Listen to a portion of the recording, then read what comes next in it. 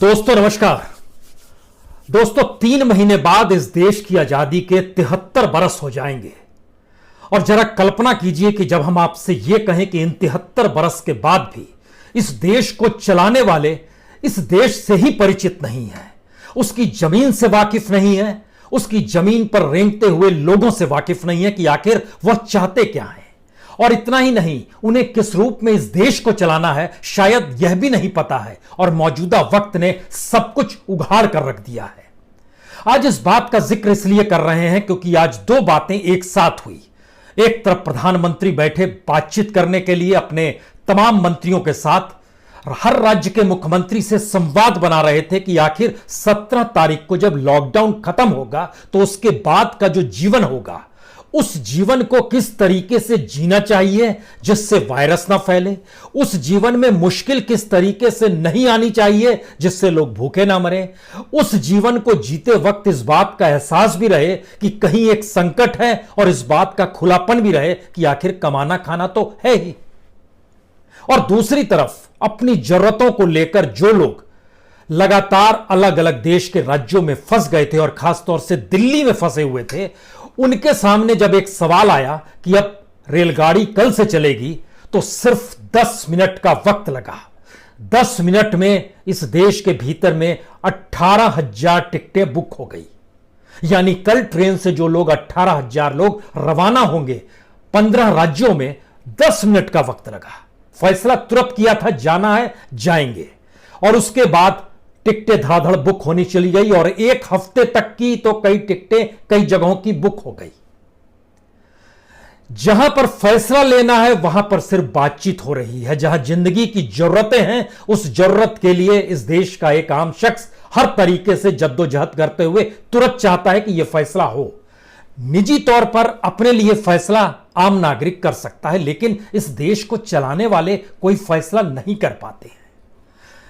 बड़ा अजीबोगरीब आपको लग रहा होगा कि दरअसल आज इन बातों का जिक्र इस तरीके से क्यों हो रहा है, तो जरा सुन लीजिए। यकीन जानिए, जो लगभग 1 घंटे 2 घंटे 3 घंटे 4 घंटे उससे ज्यादा जो बैठक चली देश के प्रधानमंत्री और मुख्यमंत्रियों के बीच में, उसमें जो बातें निकल कर आई वो हैरान कर देने वाली है। इसलिए हैरान करने वाली है क्योंकि उस बातचीत का मजमून कुछ ऐसा था कि जैसे पता ही नहीं है कि प्रवासी मजदूर नाम की कोई चीज इस देश के भीतर में है और वो जब संकट के तौर पर आएगी तो फिर उसको कैसे सुलझाएंगे, किसी को नहीं पता था। लॉकडाउन से पहले नहीं पता था, लॉकडाउन खत्म करेंगे उसके बाद की स्थितियों से पता नहीं है। मजदूर ही इकोनॉमी की रीढ़ है, इससे पहले इसका एहसास ही किसी को नहीं था। पहली बार एहसास हो रहा है। लेकिन इस एहसास के साथ इस बात का भी दर्द है कि यह भी समझ में नहीं आ पा रहा है कि दरअसल जो जिंदगी भारत के भीतर में एक तबके ने शुरू की है, जिसके पास सारी पूंजी है, अगर उसके हाथ से सिर्फ मजदूर ही छीन लिए जाएं तो वह भी किस रूप में अपने आप को अपाहिज महसूस करता है, यह भी जानकारी नहीं थी। लगता था टेक्नोलॉजी है, पैसा है, चल जाएगा देश। हर राज्य के मुख्यमंत्रियों के सामने अपने अपने संकट हैं और उस संकट की सबसे बड़ी परिस्थिति वही प्रवासी मजदूर हैं जिनकी तादाद लाखों में है। जरा कल्पना कीजिए कि जब 15 राज्यों के लिए कल रेलगाड़ी निकलेगी तो ऐसे में पटना के लिए जो गाड़ी निकलेगी उसमें 1200 लोग सवार होंगे, लेकिन 40 लाख मजदूर बिहार के इस देश के अलग अलग जगहों पर फंसे पड़े हैं। उनकी फिक्र कैसे होगी कोई नहीं जानता है, क्योंकि इन 15 गाड़ियों में मजदूर सफर नहीं कर सकता है। ऐसा नहीं है कि उस पर रिस्ट्रिक्शन है, बिल्कुल नहीं, लेकिन जो पैसा है, जो टिकट है, वो कोई मजदूर कैसे ला सकता है, कितनी कमाई करके दे सकता है, और उसके जरिए वह एसी में सफर करे और वहां पर कोई रियायत ना हो, वो कैसे पैसा देगा। जो रांची के लिए जो ट्रेन खुली, कल जो खुलेगी, उसमें भी 1175 टिकटें बुक हो गई। अब सोचिए कि झारखंड के तकरीबन 12 लाख लोग अलग अलग जगहों पर देश में फंसे पड़े हैं, लेकिन हम लोग डुगडुगी बजा रहे हैं। राजधानी एक्सप्रेस कल खुलेगी, पटना के लिए, रांची के लिए, हावड़ा के लिए भी खुलेगी। और बंगाल के 37 लाख लोग, ये सारे जो लाख में हम जिक्र कर रहे हैं मजदूरों का, ये सभी रजिस्टर्ड मजदूर हैं। सरकारों को इनकी जानकारी है। जिनका नाम राशन कार्ड में नहीं है, जिनका नाम आधार में नहीं है, जिनका नाम सरकार की लिस्ट में नहीं है, उनकी तादाद तो बहुत ज्यादा होगी। लेकिन जरा कल्पना कीजिए, जब इन बातों का हम जिक्र कर रहे हैं कि मुख्यमंत्री और प्रधानमंत्री बैठे हैं और वो पहली बार समझ रहे हैं अच्छा मजदूर नहीं होगा तो उद्योग नहीं चलेंगे, फैक्ट्री नहीं चलेगी, तब तो बड़ी समस्या होगी। और यह भी समझ में आ रहा है कि रुपए ने एक तबके को आराम तो दे दिया, लेकिन उसी आराम की एवज में गली मोहल्लों से लेकर हर जगह पर जो रोजगार करते हुए लोग हैं, अब अगर वही हट जाएंगे और आपके पास रुपया होगा तो आप कैसी जिंदगी चलाएंगे, यह भी किसी को समझ में नहीं आ पा रहा है। तो क्या 73 बरस आजादी के जब 3 महीने बाद लाल किले के प्राचीर पर प्रधानमंत्री खड़े होंगे तो क्या इस बात का जिक्र करने की हिम्मत दिखा पाएंगे कि हम लोग, यानी वो खुद अपने बारे में कहें, हम इस देश के बारे में नहीं जानते थे कि ये देश चलता कैसे है। ये देश सिर्फ पूंजी से नहीं चलता है, नोट छापने से नहीं चलता है, ये देश मजदूरों से चलता है, किसानों से चलता है। क्या इस एहसास को वो जी पाएंगे? और तमाम राज्यों के मुख्यमंत्री जिन्हें उसी जनता ने चुना है, उसी जनता का वोट चाहिए उन्हें, उनके बारे में हर मुख्यमंत्री कहने की स्थिति में आएगा? नहीं आ पाएगा। इसीलिए जब आप चर्चा में यह बात सामने आ रही थी कि मजदूर को भूख लगी और पेट भरने की स्थिति में अगर वो राज्य नहीं आ पाया, वह फैक्ट्री मालिक नहीं आ पाया, कोई इंडस्ट्रियलिस्ट नहीं आ पाया, तो अब भूख के कारण कल वो नौकरी के लिए आपके दरवाजे पर आता था, लेकिन अब तो नौकरी भी नहीं है और भूख मिटाने के लिए आप उसको रोटी भी नहीं दे पा रहे हैं, तो क्या वो लौटेगा या नहीं लौटेगा, यह सवाल है। और अगर वो नहीं लौटेगा तो आप कैसे अपने काम को करेंगे, यह भी एक सवाल है। और यह सवाल भी उठा, लेकिन बड़ा महत्वपूर्ण है। देखिए, सबसे महत्वपूर्ण है, बिहार के मुख्यमंत्री ने जब यह कहा कि अगले 7 दिनों तक जितने भी प्रवासी मजदूर हैं, जाहिर है 40 लाख जिसका हम जिक्र कर रहे हैं, उतने मजदूरों को आप कैसे लेकर आएंगे, यह भी अपने आप में एक सवाल है। कितनी गाड़ियों से लाएंगे, कितनी रेलगाड़ी चलाएंगे, कितनी बस चलाएंगे, वो इंफ्रास्ट्रक्चर बिहार के पास नहीं है। केंद्र सरकार कितनी मदद करेंगे, दूसरे राज्य कितनी मदद करेंगे, यह भी एक सवाल है। लेकिन उनका कहना है कि 7 दिन के भीतर सारे प्रवासी मजदूर बिहार आ जाएं, उसके बाद हम ताला लगा देंगे और उसके बाद ना कोई बाहर से अंदर आएगा ना अंदर से बाहर जाएगा। कमाल की सोच है। यानी हर राज्य अगर यह सोच ले कि सब उसके यहां लौट गए और अब आवाजाही बंद हो गई, तो अब आप कल्पना शुरू कीजिए ये देश का मतलब क्या है। और अगर इस देश का मतलब अलग अलग प्रांत के हिसाब से देश का मतलब है और अब हर मुख्यमंत्री यह कह रहा है कि मैं अपने लोगों को देखूंगा, तो इसके पीछे की उस समझ को समझिए, क्योंकि उसको चुनाव अपने राज्य के वोटरों से ही मिलता है। और प्रधानमंत्री देश का जिक्र इसलिए करते हैं क्योंकि लोकसभा चुनाव समूचे देश के वोटरों को लेकर होता है, तो उनकी मजबूरी है पूरे देश के बारे में जिक्र करना, और तमाम राज्यों की मजबूरी है सिर्फ अपने राज्यों की बात करना। टकराव यहीं से शुरू होता है और यह टकराव खुले तौर पर बंगाल की मुख्यमंत्री, पश्चिम बंगाल की मुख्यमंत्री ममता बनर्जी और प्रधानमंत्री नरेंद्र मोदी के बीच नजर भी आ गया। ममता बनर्जी ने बहुत साफ कहा, जो गाइडलाइंस आप भेजते हैं वो गाइडलाइंस तो हमारे से पहले मीडिया के पास पहुंच जाती है और आप हम पर आरोप लगाने लगते हैं। इतना ही नहीं, वो गाइडलाइन स्पष्ट नहीं है, इसका जिक्र कहीं ना कहीं महाराष्ट्र के मुख्यमंत्री उद्धव ठाकरे भी कर गए। उनका कहना स्पष्ट बताइए क्या होगा, कैसे होगा, किस रूप में होगा, यानी कोई भी बताने की स्थिति में नहीं है।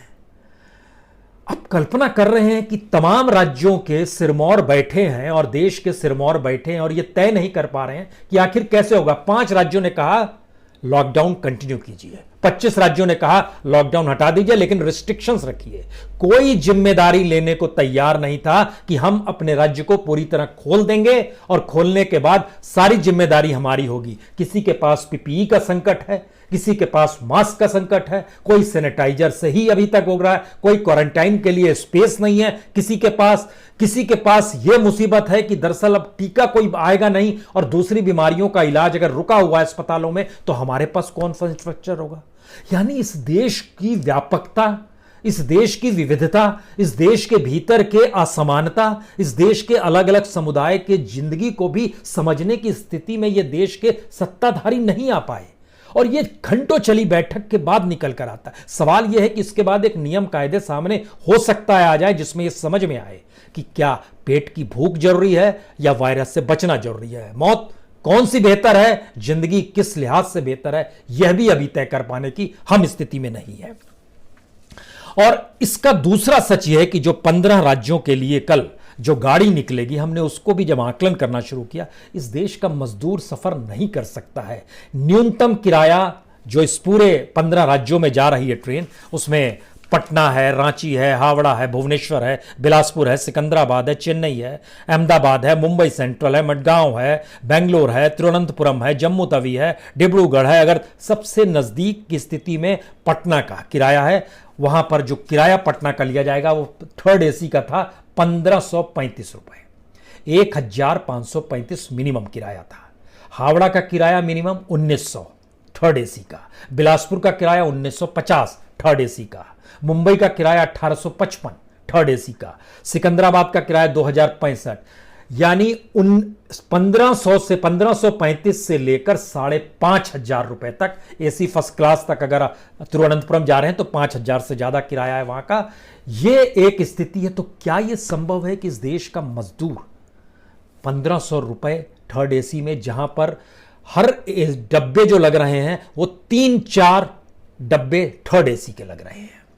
सरकार को कमाई चाहिए, सरकार को पैसा भी चाहिए, वहां इसने कोई रियायत नहीं दी है। ले जाने वाले अपना कंबल लेकर जाएंगे, अपना भोजन लेकर जाएंगे, अपना पानी लेकर जाएंगे, अपना मास्क लेकर, एक स्थिति इस तरीके से है। सवाल है कि इस देश के भीतर में हर कोई अगर मुश्किल हालात में फंसा हुआ है, उस मुश्किल हालात से निकलने का रास्ता अगर चुनी हुई सरकारों के पास नहीं है, उनके पास कोई प्रोग्राम नहीं है और वो डिस्कशन कर रहे हैं, एक स्थिति है। दूसरी स्थिति, जिनकी जिंदगी की जरूरत बड़ी न्यूनतम है, किसी को चावल चाहिए, किसी को आलू प्याज चाहिए, किसी को दाल चाहिए, किसी को किसी भी हालत में अपनी जिंदगी और अपने परिवार को खिलाने के लिए रोटियां चाहिए, और किसी को रेलवे का टिकट चाहिए, वो बिना देर किए उस दिशा में जाता है। इस देश के 16 शहरों में मजदूर बार बार सड़क पे इसलिए आ रहा है क्योंकि कोई राज्य सरकार उसका पूरा पेट भर पाने की स्थिति में नहीं है। यह स्थिति दिल्ली में भी है, यह स्थिति मुंबई में भी है, यह चेन्नई में भी है, सूरत में भी है, बेंगलोर में भी है। तमाम जगहों पर 16 जगहों पर जानकारी निकल कर आई कि मजदूर बार बार सड़क पे क्यों आ जाता है। क्या यह चर्चा जो हो रही थी, इस बात की चर्चा उसमें कहीं नहीं हो पाई कि दरअसल 17 तारीख तक भी हम सबका पेट भर दें। इस देश के भीतर में क्या कोई एक दिन ऐसा होगा जहां पे तमाम प्रवासी मजदूर जो अलग अलग जगहों पर है, हर कोई कहे कि आज हमको 2 जून की रोटी मिल गई, दोनों वक्त का खाना मिल गया और आज हम एक चैन की नींद आज रात सो सकते हैं? इम्पॉसिबल है। इस पे कोई चर्चा नहीं। 17 तारीख के बाद की परिस्थितियां कैसी होंगी, क्या होगी? तमाम होटल, तमाम जगह जगह पे जो गेस्ट हाउस है, सबको उस इलाके के पुलिस ने क्वारंटाइन के लिए अपने हिस्से में रख लिया। उस होटल और तमाम उसके मालिकों को कहा गया आप तमाम स्टाफ को बुलाइएगा, रखिएगा, कीजिएगा। और वहां पर धंधा नहीं हो रहा है, बिजनेस नहीं चल पा रहा है, बल्कि क्वारंटाइन में लोग जब आएंगे तब आएंगे। जानकारी मिली, कुछ गेस्ट हाउस और होटल वालों ने कहा यहां तो पिछले 1 महीने से कोई नहीं आया है, आप हमको या तो बिजनेस शुरू अब करने दीजिए। बोले नहीं, होटल इसीलिए रहेगा। अब वो कहां से कितने दिन खिलाएगा क्या, यानी कोई सिस्टमेटिक परिस्थिति है ही नहीं। और 17 तारीख के बाद कैसे बाहर निकलें, इसमें फेस सेफ करने की स्थिति है। जिम्मेदारी कोई लेने को तैयार नहीं है। कोई इस ठसक के साथ बोलने की स्थिति में नहीं आ पा रहा है, चाहे वो राज्य का मुख्यमंत्री हो, चाहे इस देश के प्रधानमंत्री हो। मेरी जिम्मेदारी है ये कहते हुए कि मैं जिम्मेदारी ले रहा हूं, अब आप लॉकडाउन खोल दीजिए। मैं जिम्मेदारी ले रहा हूं, लॉकडाउन मत खोलिए, सभी को भोजन मिलेगा। कोई कहने की स्थिति में नहीं है। इससे ज्यादा विभत्स स्थिति और क्या हो सकती है? यानी ये खतरनाक स्थिति है। आप इधर की भी जिम्मेदारी नहीं लेंगे, उधर की जिम्मेदारी भी नहीं लेंगे। और इन सब के बीच अभी तक जब आप इस देश को समझने की कोशिश कर रहे थे, तो पहली बार आप समझ पाए कि देश में ऐसा संकट भी आ सकता है और ऐसी परिस्थितियों से जूझने के लिए आपके पास कोई उपाय ही नहीं था। पंजाब ने कहा अपने तौर पर किसी भी हालत में लॉकडाउन कंटिन्यू करना चाहिए। तेलंगाना ने कहा कंटिन्यू करना चाहिए। तमिलनाडु ने कहा, उसकी तो और बेचैनी थी कि चेन्नई लोग आने लगेंगे, रेलगाड़ी आपने दिल्ली से खोल दी है और जब परसों ट्रेन चेन्नई पहुंचेगी, परसों के बाद पहुंचेगी, चूंकि ज्यादा वक्त लेती है 24 घंटे से ज्यादा, चेन्नई जब पहुंचेगी तो वहां पर हमारे सामने मुश्किल हालात होंगे, हम कैसे संभालेंगे चीजों को? हम तो नहीं चाहते हैं कि कोई घुसे। अपने ही देश के भीतर में, अपने ही गांव, अपने ही घर जाने की स्थिति में उस राज्य के मुखिया रोक रहे हैं और जिम्मेदारी नहीं ले पा रहे हैं कि हम जो भी बाहर है उसको सुविधाएं दे देंगे। ये कौन सी इकोनॉमी है? इस इकोनॉमी के भीतर घुसिएगा तो आपको शर्म आएगी, क्योंकि इस भीतर इकोनॉमी का सच हम आपको आज बताएं। इस इकोनॉमी का सबसे बड़ा सच यह है कि इस देश के भीतर में जो लोगों के भीतर असुरक्षा आ गई है, उस असुरक्षा में लोगों ने, जो मिडिल क्लास है, अपर मिडिल क्लास है, जो बैंकों में जिसका पैसा रखा हुआ है, जिसका पैसा नहीं है वह तो सरकार पर आश्रित है, जिसका पैसा वो बैंकों से पैसा निकाल रहा है। अब कल्पना कीजिए कि 20 दिसंबर 2019 इस देश में जो करेंसी कैश थी मार्केट में, वह लोगों ने निकाली हुई थी या लोगों के पास थी 21,79,500 करोड़, यानी 21,79,500 करोड़ रुपया कैश था। 28 फरवरी को, अभी तक ऐलान नहीं हुआ था कि इस देश के भीतर में कोरोना है या इस देश के भीतर में लॉकडाउन होने वाला है। 28 फरवरी यानी 70 दिन बाद जब आप पहुंचते हैं तो लगभग 76,000 करोड़ उसमें और इजाफा होता है और वो पहुंचता है 22,55,000 करोड़ पे। लेकिन जैसे ही कोरोना की आहट सुनाई देने लगती है मार्च के महीने से, उसके बाद देखिए सिर्फ 50 से 56 दिनों के भीतर में लगभग 1,70,000 करोड़ की करेंसी लोग और निकाल लेते हैं। और जो 24 अप्रैल तक का आरबीआई का डाटा आया है सामने, उसके मुताबिक 24,24,823 करोड़ करेंसी लोगों ने निकाल ली, अपने पास रखी हुई है इस पूरे देश के भीतर में। यानी दिसंबर से यहां पहुंचते पहुंचते लगभग 3 लाख करोड़ बढ़ गए और इस 50 दिनों में लगभग 1,70,000 करोड़ बढ़ गए। एक असुरक्षा है। इस असुरक्षा की वजह क्या है? आपने सब कुछ तो ठप कर दिया है। इस देश की इकोनॉमी को आपने ठप बिना जाने समझे कर दिया। आप सोचिए, जो ट्रक सामान ले जाते थे, क्या होगा उसकी स्थिति? आप सोचिए कि उसके जरिए जो ईवे, जो 50,000 से ज्यादा का माल लेकर ट्रक निकलता है, उसका ईवे बिल बनता है। उस ईवे बिल की स्थिति इस देश के भीतर में यह हो गई कि लगातार महीनों में आप आइएगा, फरवरी, मार्च और अप्रैल। फरवरी में 571 लाख था ईवे बिल जो बना था और अप्रैल आते आते ये 86 लाख हो गया। ये कमी आ गई। और अगर इंटर स्टेट में जो सफर हो रहा था उसकी देखिएगा, ईवे बिल जो बन रहा था ट्रकों के जरिए, वह 236 लाख का बन रहा था फरवरी में और अप्रैल आते आते सिर्फ 24 लाख बन पाया। स्थिति इतनी नाजुक है, हम समझ नहीं पा रहे हैं। और इस बात का जो जिक्र होता है ना कि अगर वायरस ना होता तो सब चीज ठीक था, हम आपको एक खाली आखिरी उदाहरण आखिर में दे देना चाहते हैं, बताना चाहते हैं। इस देश के भीतर में तमाम प्रोजेक्ट्स लाए गए। उस प्रोजेक्ट्स को पूरा करने के लिए मौजूदा सरकार ने क्या किया? ये ministry of statistics and programme implementation है, उसी का डाटा बतलाता है कि दिसंबर 2019 इस देश के भीतर में 1,701 प्रोजेक्ट अटके हुए हैं। अटके हुए से मतलब यह है कि उस पर जो कॉस्ट आनी थी वो कॉस्ट बढ़ गई। और किस रूप में अटके हुए हैं? 1-2 महीने का नहीं चक्कर है, सालों साल का चक्कर है। क्योंकि 1,701 प्रोजेक्ट जो अटके हुए हैं वह उसकी कॉस्ट आ रही थी 20,65,739 करोड़ और आज की तारीख में अगर उसे पूरा किया जाए तो वो कीमत बढ़ जा रही है 24,71,954 करोड़, यानी 4,06,215 करोड़ बढ़ गया। अब इसके भीतर जब आप घुसेंगे तो इंफ्रास्ट्रक्चर से जुड़े हुए 401 प्रोजेक्ट थे और उसमें अकेले में 4 लाख करोड़ रुपया बढ़ गया है। इंफ्रास्ट्रक्चर से जुड़ा हुआ प्रोजेक्ट जिसका जिक्र सरकार भी बार बार करती है, उसके भीतर जब जुड़िएगा तो आपको जानकर हैरत होगी कि 183 प्रोजेक्ट ऐसे हैं जिसमें 1 से 12 महीने का डिले, 129 प्रोजेक्ट ऐसे हैं जिसमें 13 से 24 महीने का डिले, 148 प्रोजेक्ट ऐसे हैं जिसमें 25 से 60 महीने का डिले और 125 प्रोजेक्ट ऐसे हैं जिसमें 60 महीने से भी ज्यादा वक्त, यानी 60 महीने 5 साल। कमाल की स्थिति है। हमने ऐलान किया, हमने चीजों को इंप्लीमेंट नहीं कर पाए, तो देश को हम कैसे समझे? इस देश की जरूरतों को नहीं समझ पा रहे हैं। यहां रहने वाले लोगों के उस मेंटल एस्पेक्ट में हम जा नहीं पा रहे हैं। क्यों नहीं जा पा रहे हैं? क्योंकि इस देश के किसी भी नेता, मंत्री, संतरी का जो मिजाज है और जिस तरीके से वो बैठता है, उसके कोई सरोकार लोगों की जिंदगी से होते ही नहीं है। उसकी अपनी रईसी, अपने पैसे, अपना सब कुछ, अपना उपभोग, वो सारी चीजें बड़ी शानदार तरीके से होती है, तो उसके सामने वो कष्ट उभर कर ही नहीं आता है। और इन सब के बीच हमें लगता है इसका जिक्र आगे किया जाएगा, क्योंकि इस बात का जिक्र अब हो रहा है कि लेबर लॉ खत्म कर दीजिएगा तो इंटरनेशनल कंपनीज आने लगेगी भारत। ये एक नया शगुफा है और इसमें नंबर 1 बताया जा रहा है कि उत्तर प्रदेश में सबसे ज्यादा कंपनियां आएंगी, फिर मध्य प्रदेश में आएंगी, क्योंकि इन्हीं 2 राज्यों ने लेबर लॉ खत्म कर दिया है। यानी इस देश के लोगों को खत्म कर दीजिए, फिर बाहर के लोग पूंजी लगा देंगे। कमाल की सोच है। और इस देश की दो बड़ी जो कंपनियां दुनिया भर की, जो इसमें केपीएमजी भी आता है, वह भी अपने तौर पर चीजों को इन्वेस्ट कर रही है कि हां यहां पर लेबर लॉ हट जाएगा तो चीजें आने लगेंगी। कमाल की सोच है। यानी इस देश को किसी तरीके से बचाना है तो पूंजी चाहिए, तो पूंजी तो हर के पास है, तो चालू कर ले अपनी इंडस्ट्री। क्यों नहीं चालू कर पा रहा है वो? क्यों मजदूर? अब स्थिति यह आएगी कि जहां पर मजदूर होगा वहां पर इंडस्ट्री को शिफ्ट आपको करना होगा, और तभी वो चीजें। इसी दृष्टि से बिहार और यूपी सोचने की स्थिति में आ रहे हैं क्या? अन्यथा कोई जिक्र कहीं नहीं है पूरे डिस्कशन में।